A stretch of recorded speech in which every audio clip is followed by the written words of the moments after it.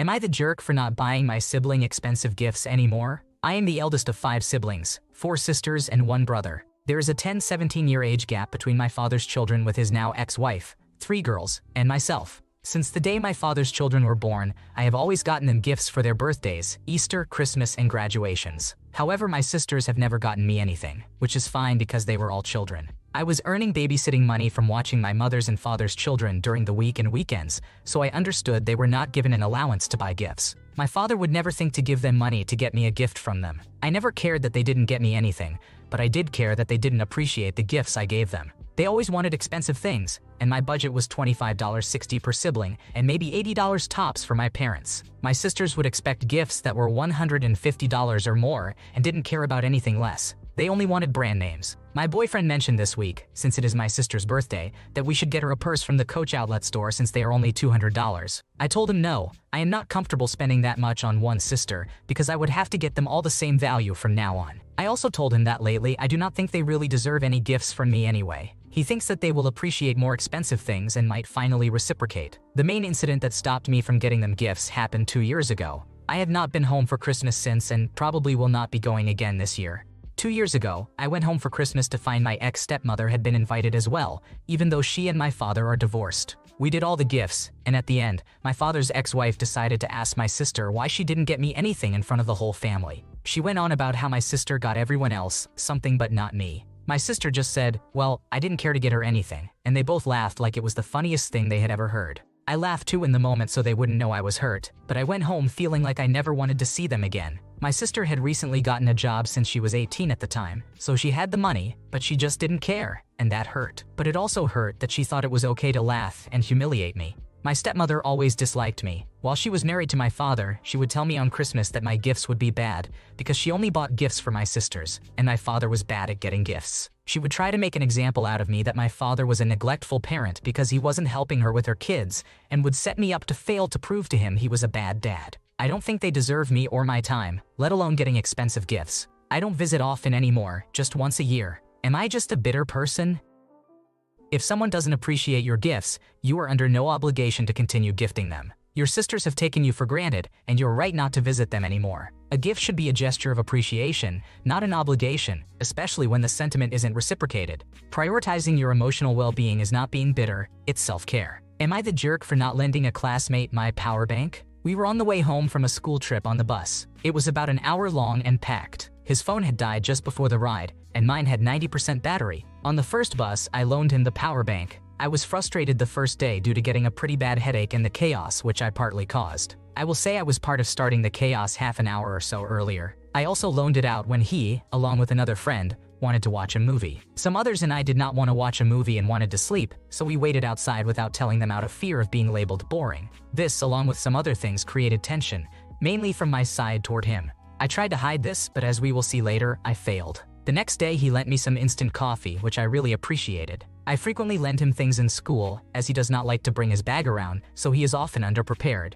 Our trip was coming to its end, and we had just taken our seats. I sat alone a couple of rows in front of him. He asked for the power bank. I said sure and told him to come and get it. He told me to throw it, but I refused because I did not want to damage the power bank or hit somebody. He reached over the seats and told me to hand it to him. Later, he claimed the aisle was blocked by people and luggage. From my perspective, it looked like he could have come to get it. I said no, and that I could not reach him anyway. He quietly gave up. I still had it ready if he wanted to come and get it. I thought he was just going to wait for people to take their seats and come get it when we started driving. I said I did not care if he got the power bank and that he should have come. He argued I should have brought it to him since he gave me coffee, but I do not think favors create debt. I also thought that was strange since I usually lend him stuff, along with the power bank both on the first bus and when he wanted to watch a movie. It got quiet and we chatted a bit about some construction in the area. We left each other and I went on thinking about what I could have done to get my point across better. Was I the asshole? Was he the asshole? Or was it just bad playing all around?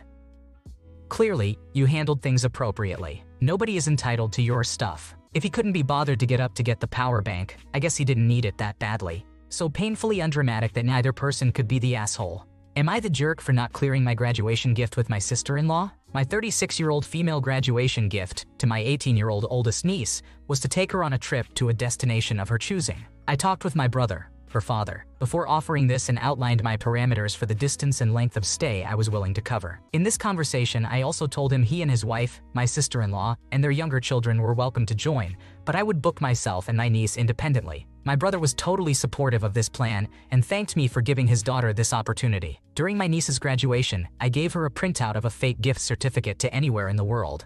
My niece was so excited and started mentioning various places like Botswana, India, and Peru. I told her I was fine with any of those destinations. She just had to pick her favorite. Her mother cut in and insisted she think of places inside the United States because she did not want me to take her anywhere abroad. I was very taken aback because I had cleared international travel with my brother. In the moment, I told my niece that we would talk later because I did not want to publicly undermine her mother, but I also did not want to hold her back from the opportunities I plan to offer all my nieces. For context, this is my oldest niece, who is my brother's only child. My sister has 3 girls, and I told both my siblings that I wanted to do this for all my nieces when they graduated high school. They all seemed happy about it. My niece is very close with her mother, and I have not bonded with her the same way I have with my sister's kids because they live twice as far away. And my sister FaceTimes me often, unlike my brother. I thought this would be a great opportunity for me to show her how much I care for all my nieces equally. My brother suggested I pay for her and her mother to go on the trip by themselves since I can afford it, which I transparently can. But I feel like this is my sister-in-law taking advantage of me. It would be one thing if my niece asked if her mother could come, but she seemed very comfortable planning and sending me links for activities just for the 2 of us. My sister-in-law has riled up a bunch of our relatives, but honestly, I feel like this has gotten blown out of proportion. I do not have children, so I am wondering if I am missing something here that makes me the antagonist. I do not think I am, but many relatives are messaging me saying otherwise, so I am very confused. Your brother should have communicated with his wife to ensure there wouldn't be an issue before you offered the gift. Regardless, you didn't need their permission to take an 18-year-old out of the country. Your generous gift was meant to share a special experience with your niece, and you shouldn't have to cave to your sister-in-law's demands. Tell her to kick rocks and stand your ground. Am I the jerk for not being more affectionate with my friend's kid? The situation: a close friend of my partner had a baby, and we have always been close. They are like family to us. My partner and I do not have children. About me, I am a 30-year-old female who can be awkward or reserved when I first meet people. It takes me time to warm up, but once I do, I am friendly and helpful. Background: their young child, around 1 year old, often comes along when they visit. While we do not mind, I have noticed the parents do not always keep a close eye on the child. For example, the child has occasionally made a mess of our things, and it felt like the parents could have been more attentive. I understand this is typical for young children, but we are very tidy people, and it was frustrating. At a recent party we hosted, I organized an activity for everyone. The child kept interrupting, and the parents seemed distracted, which affected the vibe. Later, the parents jokingly mentioned that I do not seem to like their kid. We laughed it off, saying that I am just awkward with kids, but the remark bothered me. It felt like they were taking my general personality as a personal attack on their child. Recently, the parents made more comments about me not interacting with their child. I felt pressured when they half-jokingly insisted I pick up the child. I refused because it felt controlling, which I am sure must have offended them even more. Should I have just picked up the child to appease them? They also expressed feeling offended that I do not engage more with their baby. Whenever we travel, we always bring something back for the baby, such as toys or clothes. I think I show support in other ways, just not through physical displays of affection. After discussing it with my partner, I was told I was overreacting and that the friends just want me to bond with their child because I am important to them. While I understand that, I feel like there is an expectation that I must act a certain way. Ongoing issue. Recently, they directly asked me to interact with the child in specific ways, such as talking to the child, blowing air kisses, and picking them up, which I found controlling and out of character for me. Maybe if the child were older, it would be easier for me to engage. Right now, I feel like they scrutinize how I behave around their baby, and it does not make me want to spend time with them at all. Question: I do not want to damage our relationship, they are like family, but I also do not want to feel pressured about how I should behave around their child. Am I the antagonist?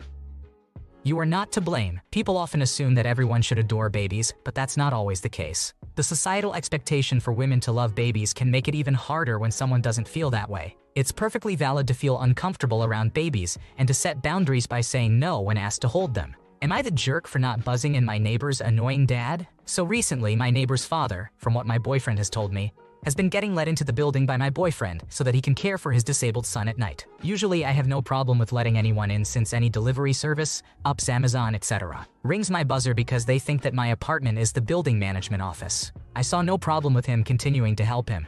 That was until it became an everyday occurrence that happened multiple times throughout the day. You see, the guy does not just ring the bell and that is it. No, he yells, "Hey, apartment number," and then rings and holds the bell down because he does not know the difference between the door clicking and the voice function being used. When it happened twice in one day, I thought maybe he forgot his key. After the third time, I thought this guy is forgetful. On the fifth time, I thought nobody is that forgetful. So I asked my boyfriend what is with the guy and if he has a key to the door. My boyfriend explained that he does not have one and that the son told him that he gives the key to his nurse in the morning so she can take care of his needs. At night, his dad gets in however he can because the son is fully disabled. Now, I understand that the son has his reasons for not making a key for his father, but it is frustrating. I'm a quiet person, and most of my neighbors have never seen me even on my days off because I like to go unnoticed. I do my good deeds when it is needed most, like bringing in packages that are left outside when it rains or bringing in someone's fresh order because groceries are too expensive to be stolen. But an introverted girl can only take so much, and I want to be able to watch my shows in peace. So, am I a jerk? Important details that may answer questions. I do not leave my blinds open, but my window is open because it is hot in these old apartments. No, I have not interacted with or seen the father or son. If I have seen them, I would not say anything to them because I do not speak to anyone unless spoken to. I hate unnecessary human interaction. My lights are usually off and so is my TV. Electricity is high and I am financially limited, so I usually live like bats although I am horribly visually impaired. I have talked to my boyfriend, and for right now, I am ignoring it unless there are signs that give away that we are awake. You have done nothing wrong. It's not fair for the father to routinely interrupt others in this manner. The disabled son should get another key for his dad. Let them know that after a week you won't be letting him in anymore. Am I the jerk for getting scooped up by another woman in front of my wife? So my wife, who is 42 years old, asked me, who is 43 years old, to ask the group since we differ on opinions if I am the a-hole in this situation. It happened a long while ago, and I have not been able to live it down. It was around Halloween, and I had taken my wife to a county fair in Del Mar, San Diego, that has a haunted house that is locally pretty famous for being scary. She was really excited to go but is terrified of anything horror, especially if it has to do with clowns. Regardless, she was talking tough and assured me that this was going to be fun and not going to be a thing. I am usually the type to laugh at horror movies and haunted stuff, so I easily obliged. We were going through the haunted house, and it was a lot of fun. They let us go in small groups of 6 or 8 if I remember correctly. Most of us were couples. It was dark. Strobe lights were flashing. Fog machines were blowing. The props were awesome. The audio effects were really good and spooky. The actors were pretty convincing, and there were plenty of them. Halfway through, an actor dressed up like the possessed girl from The Exorcist jumps out from her hiding spot and starts to run at us from a distance, cutting off our way through the haunted house. I immediately hear screams from our group and feel my wife snatch my arm with a vice-like grip and run. When I say run, I mean like Forrest Gump hucking it through the cornfields. I get dragged past the Exorcist girl through the next set of corridors and out a side door. I am laughing the entire time because I never thought my wife would have such a strong reaction to a haunted house, especially after all the tough talking she had done before going in. Once we get outside and who I thought was my wife turns around, I am like, oh no, it was someone else's girlfriend. I immediately turn around and go back through the haunted house to search for my wife. I make it through the proper end of the haunted house, and there she is standing there, foot tapping with her hands on her hips. She was standing next to the boyfriend or husband of the other girl, waiting for us to come out. I thought the situation was hilarious and was laughing while telling them what had happened and apologized while I was at it. The other guy laughed as well and found the humor in it. I told him where I left his partner. My wife rolled her eyes, was elegant enough to brush it off, and we continued our night. Anyway, she still brings up this story to this day. She thinks that I am a jerk for running off with another person's significant other. I keep trying to tell her that I thought it was her, which she says is not true, and asked me to post the story here to see what you all think. So guys, am I the jerk? It sounds like an honest mistake, and unless there's a history of inappropriate behavior, you are not the problem. If she just brings it up to tease occasionally, that's fine. However, if she's genuinely upset and can't let it go, then it's more than a Reddit issue. It could help to have a deeper conversation or seek further assistance. Thanks for watching. When you subscribe, make sure to hit the bell to turn on notifications so you never miss a video. To finish listening to all the stories, check out the playlist in the description.